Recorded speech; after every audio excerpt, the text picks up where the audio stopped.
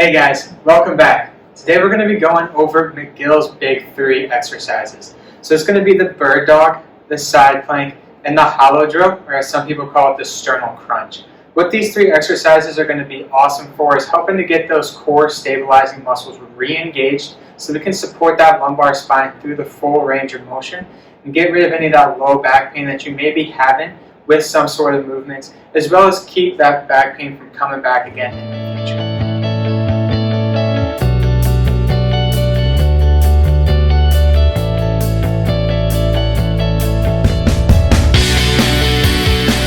Alright, so let's jump right into it. First exercise we're going to start going over here is the bird dog.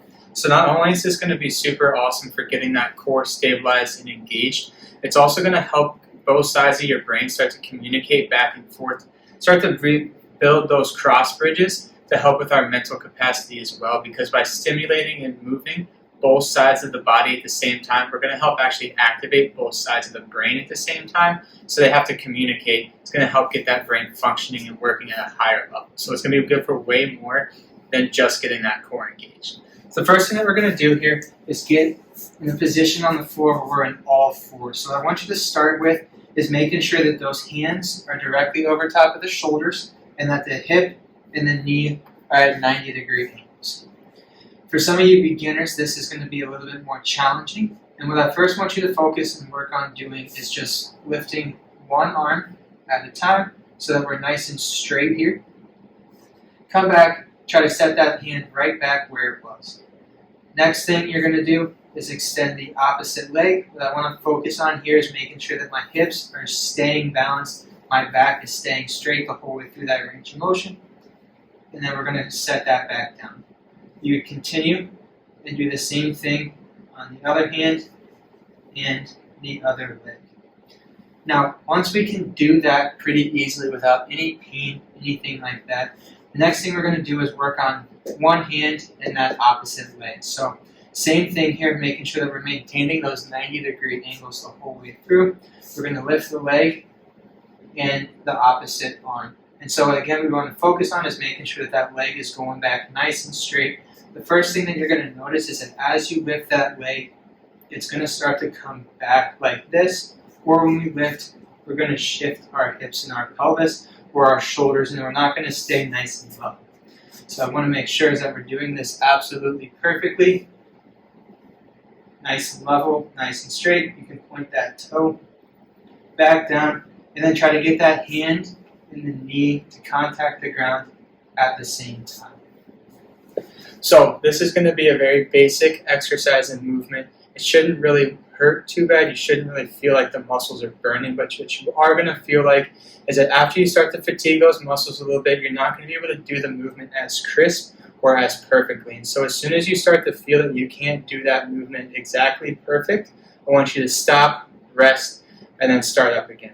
So for this one, we're going to aim to do about 10 to 15 per side, just depending on how you feel, however many reps or sets that takes you to get to.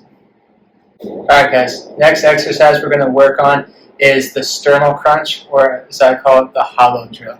So what this is going to do is really get these obliques here engaged to help really support that lumbar spine.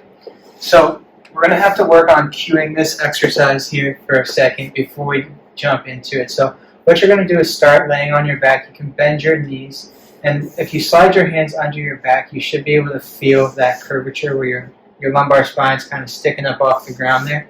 And what I want you to first work on doing is rocking your pelvis backwards, so to try to smash your hands here, essentially. So that pelvic rock is going to be the movement that we're trying to hold during this exercise. Now, it may take a little while for some of you to start to be able to feel this muscle or this movement engaged where you can get into that position. So if you need to keep your knees bent for a little while to work on just rocking the pelvis back like that, that's perfectly okay. Once you feel like you can get that movement down, you're going to extend your legs out here, and we're going to do the same thing where we're going to just rock that pelvis back. And so as you rock the pelvis back, you're going to try to draw the pubic bone right here towards the sternum. So this is why they call this a sternal crunch. And you're going to feel yourself. Your shoulders and your legs are going to just lift off the ground a little bit. Now, this is a very small movement, right here. However, you're going to get a lot of engagement out of those obliques. So what we're going to first start working on doing is just holding this position for about 5 seconds at a time, and then relax for 10 seconds. Hold for 5 seconds again, and then relax for 10. Now, as you feel like you start to get better control over that muscle, as you start to feel more comfortable in that position, you can extend your arms over your head, and you're going to do the same thing, just like that. Now, there's lots of other variations of this exercise that we can start to build on in the future, but this is going to be a really foundational movement pattern that you need to be able to get activated. And so once you get this movement pattern activated, and once you can hold that, then we can start adding additional exercises in. Alright, the last one we're going to go through today is the side plank. So this is the third part of the big 3 exercises, and this one may be the most complicated for a lot of you to start to learn how to do. So we're going to walk through the basics of it. If you need extra coaching, help with it, reach out to me. I'd be more than happy to work with you one-on-one and help you really cue this exercise properly. So the first thing we're going to do to start is going to be on our knees and our elbows. So side plank here. From the knees and the elbows, all you're going to do is come here and lift the hips off the ground. Now, the basics of this exercise are essentially that we want the hips and the shoulders to both be square to the ground, so we're not leaning forward or backwards. Those hips aren't rotating in or out. Once you feel like you can get in that position right there, the next thing you're going to do is go heels and elbows just like this. Now, one of the most common things I see people do is start to roll forward. So what I recommend that you do starting out is just bring the hand behind the back. That's going to force you to open those shoulders up and make sure that you're staying in line. The next thing that I see people do is start to drop the hips and the pelvis. So it's helpful if you do have a mirror that you can sit in front of when you're doing this exercise, just so that you can see your position.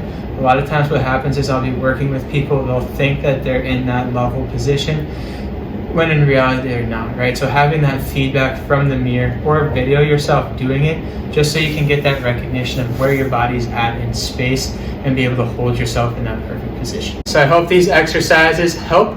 If you have any additional questions about any of them, feel free to reach out. We can talk more about them, more about how to progress them as you start to get better and better at it. So for the first couple weeks with these exercises, it's okay to do them every day. That first 10 to 14 days, we're really just working on getting the brain's connection to that muscle and increasing your ability to control it.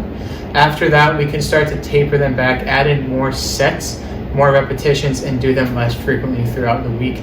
But these 3 foundational exercises are going to be very important to have as a part of that regular routine to just make sure that we're keeping our back stabilized and supported at all times.